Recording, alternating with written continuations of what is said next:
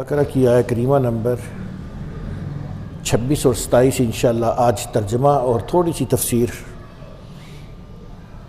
ان اللہ لا یستحزی ان یضرب مثلا ما بعودۃ فما فوقها فاما الذین آمنوا فیعلمون انہ الحق من ربهم واما الذین کفروا فیقولون ماذا اراد اللہ بہذا مثلا۔ بے شک اللہ بالکل شرم نہیں کرتا کہ بیان کیا جائے مثال مچھر کی یا اس سے بھی بڑھ کر کسی چھوٹی چیز کی۔ وہاں تو ایمان والے خوب جانتے ہیں کہ یہ حق ہے ان کے رب کی طرف سے، اور جو کافر ہیں سو کہتے ہیں کیا ارادہ کیا ہے اللہ نے اس مثال کے ذکر سے؟ تو سنو، یضل بہ کثیرا ویہدی بہ کثیرا وما یضل بہ الا الفاسقین۔ تو پھر تم سن لو، گمراہی میں رہنے دیتا ہے اس سے بہتوں کو اور بہت ساروں کو ہدایت عطا فرماتا ہے، وہ گمراہی میں نہیں چھوڑے رکھتا مگر انہیں جو فاسق ہیں۔ جس نے تہیہ کر لیا کہ میں نے جھوٹ بولنا ہے، میں نے چوری کرنی ہے، میں نے غیبت کرنی ہے، میں نے رشوت لینی ہے، پھر اللہ اس کو اس کے حال پہ چھوڑ دیتا ہے، اس کو پھر اللہ گمراہیوں سے نہیں نکالتا۔ اور یہ یہاں مثال مچھر کی دینے سے اللہ تعالیٰ اس لیے بتا رہے، حالانکہ قرآن پاک میں اللہ تعالیٰ نے مچھر کی مثال نہیں دی۔ اللہ تعالیٰ نے قرآن پاک میں مکھی کی مثال دی ہے، شہد کی مکھی کی مثال دی ہے، مکڑی کی مثال دی ہے، عنکبوت مکڑی کی مثال دی ہے۔ تو اللہ تعالیٰ بتانا یہ چاہ رہا ہے کہ اللہ ہو کر اللہ جس کی چاہے مثال دے، تمہیں کیا؟ ایمان والے تو مانتے ہیں اس چیز کو۔ میں نے پچھلے جمعہ بھی میرا جب یہ پچھلی دعا تھی کہ اللہ تعالیٰ کی مخلوق میں اور انسان کی مخلوق میں بڑا واضح فرق ہے۔ اللہ تعالیٰ کی مخلوق ریپیریبل نہیں ہے، اور انسان کی مخلوق جو انسان جو چیز بناتا ہے وہ ریپیریبل ہے، چاہے وہ جتنی مرضی بڑی چیز بنا لے انسان۔ مثال کے طور پہ ریل کا انجن بہت بڑا ہے اور اس سے بھی بڑا جہاز ہے، وہ ریپیریبل ہے، اور اس سے کہیں چھوٹی مکھی ہے، جہاز کی طرح کی ہے مکھی بھی، اس کے بھی دو پر ہے، اس کے بھی دو پر ہے، وہ بھی ویسے ہی اڑتی ہے، وہ بھی ویسے ہی اڑتا ہے، لیکن وہ قابل ریپیئر نہیں ہے، اس کی آپ دوبارہ مرمت نہیں کر سکتے، ایک پر کاٹ دو آپ لگے رہو سارے بیٹھ کے، اس کا پر نہیں جوڑ سکتے۔ تو مچھر میں مفتی احمد یار خان نعیمی صاحب یہاں بتاتے ہیں اس کی تفسیر لکھتے ہوئے کہ مچھر کے اندر کوالٹیز بڑی ہیں، اس لیے اللہ تعالیٰ نے مچھر کی مثال بھی دی ہے کہ مچھر میں چند عجیب خصوصیات ہیں۔ بھوکا رہے تو زندہ رہتا ہے، جب تک بھوکا رہے زندہ رہتا ہے، اور جو ہی کسی کا خون چوس لے پیٹ بھر لے مر جاتا ہے۔ بالکل اسی طرح دنیا دار جب مصیبت میں ہوتا ہے تو اللہ کی بارگاہ میں رجوع کرتا ہے، سجدے کرتا ہے، سارا کچھ کرتا ہے، اور جو ہی اس کی مصیبتیں ختم ہوتی ہے، عیش کی زندگی آتی ہے، رب کو بھول جاتا ہے، رب کو بھول جاتا ہے۔ اور دوسرا مچھر یہاں یہ بھی سکھاتا ہے کہ جب بھوکے رہو گے نا، اپنے نفس کو تم اپنے کنٹرول میں رکھو گے۔ دوسری بات، چھوٹی چیزیں اللہ تعالیٰ کی قدرت کو ظاہر کرتی ہیں۔ چنانچہ مچھر میں اور ہاتھی میں، مچھر اتنا سا اور ہاتھی، مچھر میں اور ہاتھی کے سارے اعضاء برابر ہے، حتیٰ کہ جیسے ہاتھی میں سونڈ ہے مچھر میں بھی سونڈ ہے جس سے وہ ڈنگ مارتا ہے۔ البتہ مچھر میں 2 اعضاء زیادہ ہیں ہاتھی سے، ہاتھی کے پر نہیں ہے، مچھر کے پر ہیں، ہاتھی کے پر نہیں ہے، مچھر کے پر ہیں۔ تیسرا، مچھر ہاتھی کو مار سکتا ہے لیکن ہاتھی مچھر کو نہیں مار سکتا، کیونکہ مچھر کو مارنے کے لیے آپ کو دونوں ہاتھ ساتھ جوڑنے پڑیں گے۔ تو مچھر تو ہاتھی کو مار سکتا ہے، ہاتھی مچھر کو نہیں مار سکتا۔ چوتھا، مچھر بہادر اور دلیر مخلوق ہے کہ وہ انسان کے گھر کے اندر گھس کر حملہ کرتا۔ اور ہماری 8th کی کتاب میں ایک کہانی تھی مچھر، جس نے بھی لکھی وہ کمال اس نے لکھا تھا. اس نے کہا مچھر جو ہے نا یہ بڑا فرما بردار ہے, یہ جب کوئی عبادت کر رہا ہوتا ہے نا تو یہ اس کو کاٹتا نہیں ہے, اس کے کان میں جا کے آواز لگاتا ہے میں آ گیا ہوں, اور پھر اس کے پاؤں پہ بیٹھتا ہے کیونکہ پاؤں کو ہی کاٹتا ہے, اس کے پاؤں میں بیٹھتا ہے عبادت کرنے والے کے. تو مفتی صاحب لکھتے ہیں کہ مچھر بہادر بھی ہے اور دلیر بھی ہے کہ یہ گھر میں گھس کے مارتا ہے, اور یہ جو دوسرے جانور ہیں, یہ شیر, یہ سانپ, یہ جتنے جانور ہیں یہ انسان سے ڈرتے ہیں اور انسان ان سے ڈرتا ہے. البتہ یہ ہے کہ جب تک ان کے ساتھ پہل نہ کی جائے یہ چلے جاتے ہیں, اور اگر یہ بھی مچھر کی طرح دلیر ہوتے, گھر میں گھس کے مارتے, تو آج کوئی انسان زندہ ہی نہ ہوتا.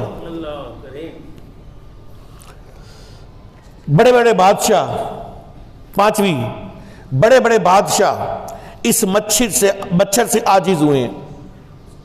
نمرودیوں پہ اللہ تعالیٰ نے مچھر سے ہی حملہ کروایا تھا, اور میں تفسیر پڑھ رہا تھا کہ جب نمرود نے خدائی دعویٰ کیا تو 500 سال وہ عروج پہ رہا, خدا بن کے رہا اور عروج پہ رہا. پھر اس نے ابراہیم علیہ السلام کو آگ میں بھیجا. اب اس کی بدبختی شروع ہوئی, کیوں بدبختی شروع ہوئی؟ کیونکہ اس نے اللہ کے نبی کے اوپر حملہ کر دیا. یہ اللہ کو بات پسند نہیں. مچھر اس کے ناک کے ذریعے اس کے دماغ میں چلا گیا. اس نے اپنے ایک پہرے دار کو کہا کہ مچھر جب اندر جا کے دماغ کو کھاتا تھا نا تو اس کو تکلیف پہنچتی تھی, تو اس نے ایسے ایسے کرتے تھے تو وہ مچھر بیٹھ جاتا تھا آرام سے. سمجھدار سے نا مچھر اللہ تعالیٰ ٹرینڈ کیتا ہے ایسے. بھئی اللہ تعالیٰ کا عذاب کی صورت ہے نا جب اس طرح آئے, تو کرونا سمجھدار ہے نا, اللہ کا عذاب ہے تو سمجھدار ہے. یہ مسجدوں کو بند کرتے رہے, مسجدوں کو بند کرتے رہے, اللہ نے مسجد سے ہونے ہی نہیں دیا, مسجدوں سے ایک کیس نہیں نکلا. آپ کو ایک لطیفہ سناتا ہوں. ایک شخص کو کرونا ہو گیا پازیٹیو, اس کو کرونا ہوا اپنی فیکٹری سے, اس کو پکڑ لیا. اس وقت بڑی شروع کی بات, اسے پوچھا تمہیں کرونا کہاں سے؟ اس نے کہا جی مسجد سے. اس نے کہا کون سی مسجد سے؟ کہا جی اس مسجد سے. جب وہ اس مسجد میں آئے پتہ چلا انہیں کہا اتنے نماز ہی نہیں پڑھی. یعنی اس نے کہا میں اپنی فیکٹری بچا لوں گا کہ میری فیکٹری والدہ چلے جائیں, اس نے مسجد کا نام لے دیا. لیکن خدا کی قدرت کہ کرونا نے مسجدوں کے اوپر حملہ ہی نہیں کیا. یہ اللہ کا آرڈر تھا کہ خبردار اگر تو ادھر گیا تو, یہ اللہ کا آرڈر تھا مچھر کو, چل اس کے دماغ میں گھس. وہاں کتنے لوگ ہوں گے, کتنی فوج ہوگی, لیکن صرف نمرود کے دماغ میں گھسنا تھا. اب جب اس کو ایسے تھپڑ پڑتے نا تو اس کو سکون ملتا, لہذا اس نے ایک پہرے دار رکھ لیا جو ہر وقت اس کو یہاں نہ ہلکا ہلکا مارتا رہتا. بادشاہ تھا نا, ہاتھ تھک جاتے ہوں گے بیچارے کے, اس نے پہرے دار ہی رکھ لیا. جب تک اس کو مار پڑتی رہتی, 500 سال وہ عروج پہ رہا اور 500 سال وہ مار کھاتا رہا. ایک دن اسی پہرے دار نے تنگ آ کے اس کے سر میں زور سے ڈنڈا مارا اور وہ سر اس کا پھٹا اور مچھر باہر نکلا زندہ. لکھا ہوا ہے کہ وہ مچھر مرغ کے برابر تھا. میں نے جب پڑھا تو میں نے کہا مرغ کے برابر کیسے ہو سکتا ہے مچھر؟ مچھر تو اتنا ہوتا ہے, مچھر اتنا بڑا کیسے ہو سکتا ہے؟ لیکن پھر جب میں نے, یہ حال ہی میں تھوڑے دن پہلے کی بات ہے, پرانی جب ڈھانچے ملے, پرانے لوگوں کے جب ڈھانچے ملے تو وہ ڈھانچے تو جناب جی اللہ تعالیٰ ہمیں, یہ سب ہماری رہنمائی کے لیے ہیں. اس کا جو سر تھا وہ میرے جسم سے بڑا تھا. اس ڈھانچے کا جو سر تھا نا, آپ نے بھی شاید دیکھا ہوگا, یہ سوشل میڈیا پہ چلایا گیا تھا باقاعدہ, تو جو اس کا سر تھا نا وہ میرے جسم سے بڑا تھا. یعنی دیکھیں نا آدم علیہ السلام کا قد مبارک 60 ہاتھ, یعنی تقریباً 180 گز, 180 فٹ, 130 فٹ ہمارا مینار ہے, تو 180 فٹ حضرت آدم علیہ السلام کا قد مبارک. تو پھر جب کسی بندے کا اتنا بڑا قد ہوگا, وہ ایڈا سر تے نہیں لگ سکتا جتنا میرا لگا ہے, سر بھی وہ مطابق ہوئے گا. تو پھر میں نے کہا ہاں بھئی اس کے دماغ میں واقعی مچھر ایسا ہی ہوگا, مرغ جتنا ہی ہوگا. اور ویسے بھی اللہ تعالیٰ قادر ہے، اس کے دماغ میں بھیجا ہی اللہ نے ہے، اللہ چاہے تو اسے ہاتھی جتنا کر دے، اللہ جو چاہے کر سکتا ہے۔ تو اللہ تعالیٰ نے اس مچھر کو اس کے اوپر لگا دیا کہ تو اس کو مارے گا اور مار کے ہی باہر نکلے گا۔ حکم جب الہی ہو جائے تو پھر اس کو مار کے ہی باہر نکلتے ہیں۔ یہ چھوٹا سا مچھر ہم سے برداشت نہیں ہوتا، یہ موسم چینج ہوگا، یہ چھوٹا سا مچھر ہمیں کتنا تنگ کرے گا، جہاں پانی ہوگا وہاں آ جائے گا، ہمارے گھروں میں گھس جائے گا، ہمیں نماز نہیں پڑھنے دے گا، ہمیں صحیح طرح سے سونے نہیں دے گا، جہاں کاٹ جائے گا وہاں پہ تکلیف ہوگی۔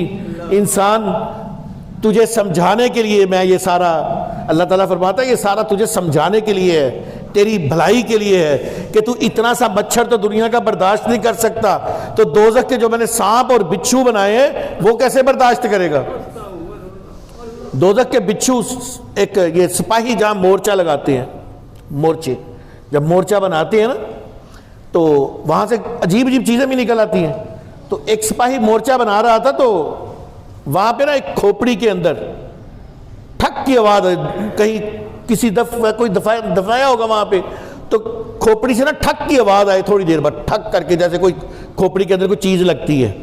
تو اس نے وہاں سے مٹی ہٹائی، مٹی ہٹا کے دیکھا تو وہاں پہ نا کوئی کب کا کوئی مر چکا تھا اور اس کی اب کھوپڑی رہ گئی تھی، اور کھوپڑی کے اوپر ایک بچھو نما جانور تھا چھوٹا سا، وہ ایک ایسے کر کے جب ضرب لگاتا تھا تو کھوپڑی سے آواز آتی تھی، ہائے کر کے کھوپڑی سے آواز آتی تھی۔ تو کہتا میں نے نا اپنی بندوق کی جو بٹ ہوتی ہے، بیک سائڈ جو ہوتی ہے، وہ اس کو مارنی چاہی تو وہ میرے پیچھے پڑ گیا، میں نے دوڑ لگا دی، آگے ایک تالاب تھا، میں تالاب میں چھلانگ مار دی، فوجی تھا تیرنا جانتا تھا، تیر کے دوسری طرف پہنچنے کی کوشش کر رہا تھا، اس جانور نے وہ جو اللہ کی طرف سے اس کھوپڑی کے اوپر لگایا گیا تھا، مسلط کیا گیا تھا، اس نے اپنا منہ صرف پانی کے اندر رکھا، سارا پانی جل گیا اور اس کی ساری ٹانگیں جل گئی۔ اس کا اتنا خطرناک زہر تھا کہ دریا کے، تالاب کے، جو بھی وہاں پہ چیز ہوگی، اس کے ایک کنارے پہ اس نے اپنا منہ رکھا اور سارے کا سارا پانی جو تھا وہ ابلنے لگ گیا۔ یہ وہ مخلوق ہے جو جہنم میں ہوگی۔ تو یہ جو جہنم کی مخلوق ہے یہ اتنی خطرناک ہے کہ ہم سے دنیا کی یہ چیزیں برداشت نہیں ہوتی، دنیا میں ہمیں بچھو برداشت نہیں ہوتا تو جہنم کا بچھو کیسے برداشت کریں گے؟ تو یہ قرآن جتنا ہے یہ ہدایت کے لیے ہے۔ آگے کہا بھی یُضِلُّ بِهِ كَثِيرًا وَيَهْدِي بِهِ كَثِيرًا، اس سے بہت سارے ہدایت بھی پکڑتے ہیں اور بہت سارے گمراہ بھی ہو جاتے ہیں۔ کچھ لوگ ڈر جائیں گے کہ یار بچھو اتنا خطرناک ہوتا ہے، وہ اللہ کی طرف رجوع کریں گے، اور کچھ لوگ جو ہیں وہ کہیں گے وہ دیکھے جائے گا جدو جاواں گے۔ یہ جو ہے نا دیکھا جائے گا جدو جاواں گے، پھر معاف کرنا ان کے لیے ہدایت کوئی نہیں ہے، اور یہ میرا فیصلہ نہیں ہے، یہ قرآن کا فیصلہ ہے۔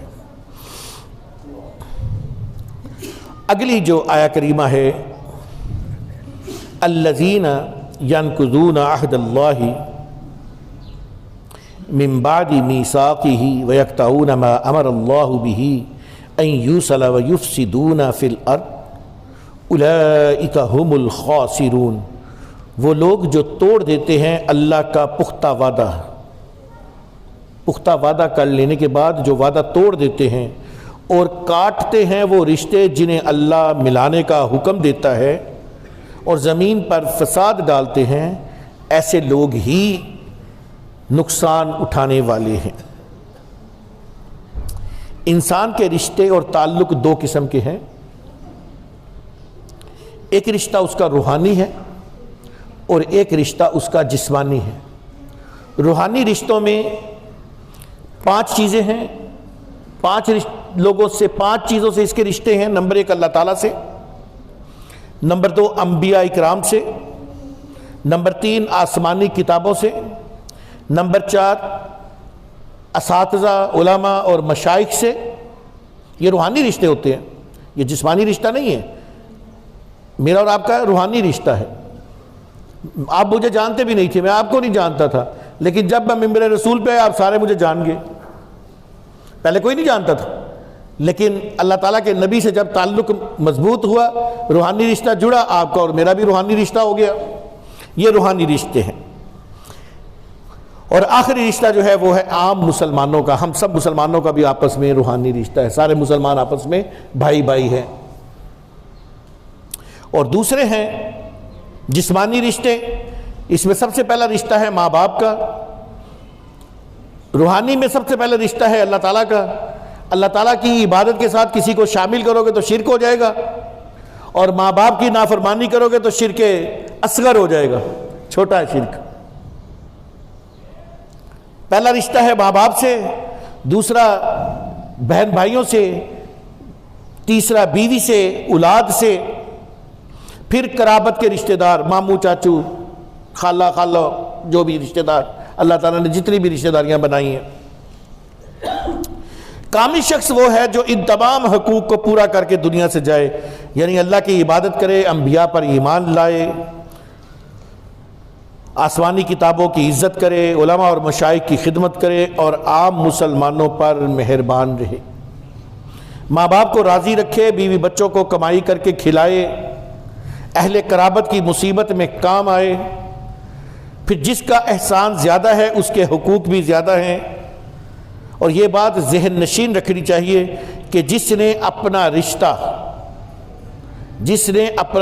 یہاں ذکر ہے رشتے توڑ دیتے ہیں، جس نے اپنا رشتہ غلامی رسول سے توڑ دیا، جس نے اپنا رشتہ غلامی رسول سے توڑ دیا، گویا اس نے سارے رشتے توڑ دیے۔ ایک رشتہ توڑنے سے اس کے سارے رشتے جو ہیں وہ ٹوٹ جائیں گے۔ یعنی مثال کے طور پہ ایک کافر عمر بھر لا الہ الا اللہ کہتا رہے، عمر بھر لا الہ الا اللہ کہتا رہے، اور نیٹ اینڈ کلین بھی رہے، ماں باپ کی بھی ٹکا کے خدمت کرے، بیوی بچوں کو بھی صحیح طرح سے رکھے، اور کمائی بھی حلال۔ یہ نہیں کہ مسلمان ہی اکیلے حلال کمائی کماتے ہیں، کافر نہیں کما سکتے، ہو سکتا ہے کافر ہم سے زیادہ اچھی کمائی کماتے ہو۔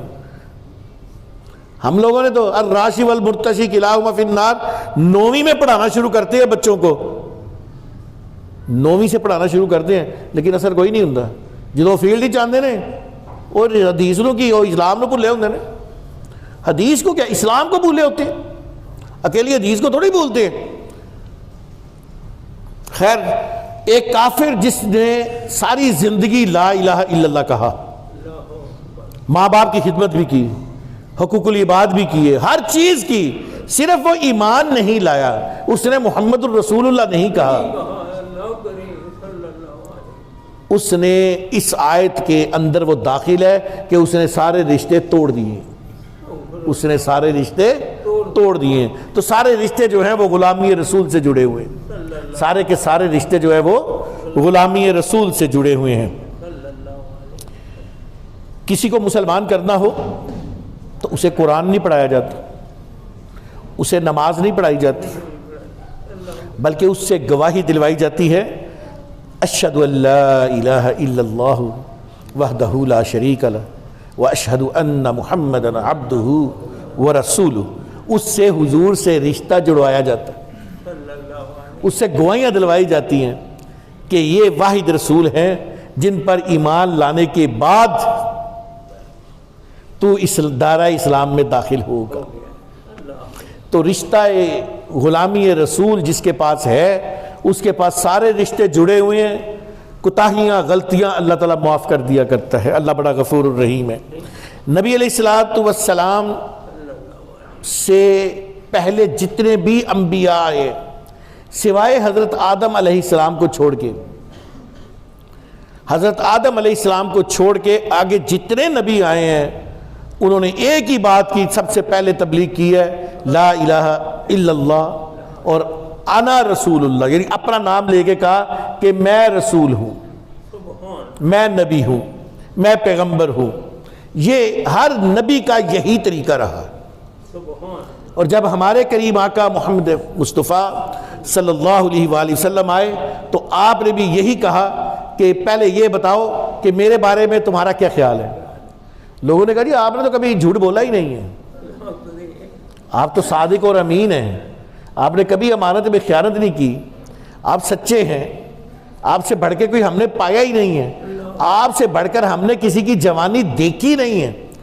جن کی جوانیاں یہودیوں کے گٹروں میں گزری ہیں، آج ان کو آپ سرٹیفکیٹ دے رہے ہیں صادق اور امین کا۔ آپ کو شرم نہیں آتی؟ صادق اور امین ایک ہی ہستی ہے، یہ ذہن میں اگر آپ کو اور مجھے نبی سے پیار نہیں ہے نا، پھر ہماری ساری زندگی بیکار ہے۔ تو صادق اور امین صرف ایک ہی ذات ہے، جن کو دشمنوں نے بھی کہا صادق اور امین۔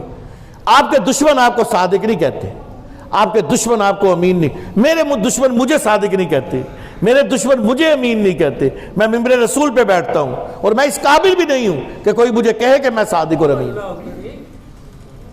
اس قابل صرف اور صرف ایک ہی ہستی ہیں، اور وہ ہے میرے اور آپ کے کریم آقا محمد مصطفیٰ صلی اللہ علیہ وسلم۔ پھر آپ نے یہ نہیں کہا کہ چلو ٹھیک ہے تم نے مجھے مان لیا نا کہ میں صادق اور امین ہوں، آگے کہا کہ میں اللہ کا رسول ہوں۔ سنو، میں اللہ کا رسول ہوں، میں رسول بنا کر بھیجا گیا ہوں۔ اب ان کا جو دماغ تھا نا وہ گھوم گیا۔ تو تبلیغ کا ابتدا بھی رسالت سے ہے۔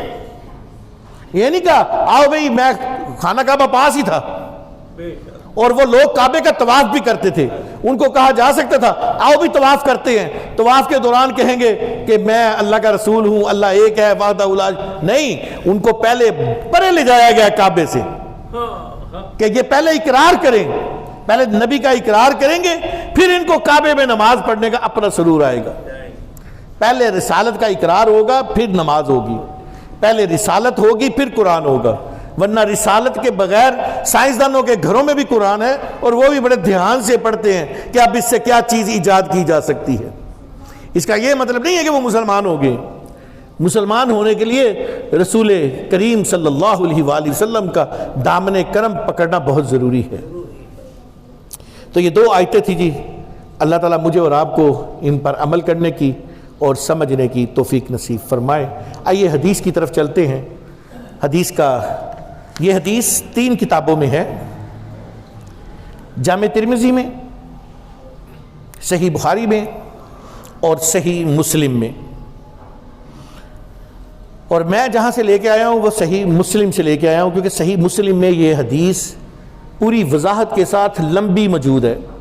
جامع ترمذی میں ذرا مختصر ہے، بخاری میں ذرا اس سے بڑی ہے، اور امام مسلم نے اس کو پوری طرح روایت کیا۔ سوشل میڈیا پہ ایک شخص اس حدیث کو بیان کر رہا تھا، اور اس نے اس حدیث کو بیان کرتے ہوئے جگہ جگہ یہ کہا کہ وہ بندہ توحید پرست تھا، وہ بندہ توحید پرست تھا، وہ بندہ توحید پرست تھا، وہ شرک نہیں کرتا تھا، وہ شرک نہیں کرتا تھا۔ یہ حدیث بیان کرتے ہوئے نا بار بار یہ بات کہی گئی۔ تو پھر میں نے یہ حدیث ڈھونڈنا شروع کی، حوالے، کیونکہ وہ لوگ حوالہ نہیں دیتے، حوالے کے بغیر بات کرتے ہیں، اور میں آپ کے سامنے حوالے کے ساتھ حدیث رکھ رہا ہوں۔ مسلم شریف میں اس کا نمبر بھی ہے 188 اور 187، اور باب ہے ایمان کے احکام اور مسائل، ایمان کے احکام اور مسائل، وہاں پہ یہ حدیث نوٹ کی گئی ہے اس بک کے اندر، مسلم شریف کے اندر۔ مسلم شریف کا مکمل حوالہ لے لیں، کیونکہ ترمذی میں یہ چھوٹی ہے حدیث اور بخاری میں تھوڑی سی بڑی ہے۔ اب شرک کیا ہے پہلے وہ سمجھ لیجئے۔ ان کے مطابق شرک یہ ہے کہ اللہ کی صفت میں کسی کو بھی شامل کر لیا جائے، یہ شرک ہو جاتا ہے۔ قرآن کی پہلی آیت ہے الحمدللہ رب العالمین، ساری تعریفیں اللہ کے لیے ہیں۔ کس کے لیے ہیں؟ اللہ کے لیے۔ اس کا مطلب ہے اللہ کے علاوہ اب کسی کی تعریف اگر ہم کریں گے تو یہ شرک ہو جائے گا۔ لیکن میں دیکھا ہے اکثر ہم لوگ جب اکٹھے بیٹھتے ہیں کہتے ہیں یار میرا دادا بڑا فلاں بڑا زبردست ہے سی، میرا دادا انج کرتا سی، میرا دادا ہے سی، میرا، اور دوسرا شروع ہو جاتا میرے نانے کو لے سی، میرے نانے نے انج کیتا، میرے پیر نے اے فتح کر لیا، میرے استاد نے انج کر دیتا۔ تعریفہ کر دے کہ نہیں کر دے؟ بے شک کرتے ہیں، اللہ کرے۔ دوسری بات، اللہ تعالیٰ دیکھتا ہے اور کمال دیکھتا ہے، ایمان ہے کہ نہیں ہے؟ بخاری شریف کی حدیث ہے نا، جب بندہ نوافل کے ذریعے وہ مقام حاصل کر لیتا ہے تو میں اس کی آنکھیں بن جاتا ہوں،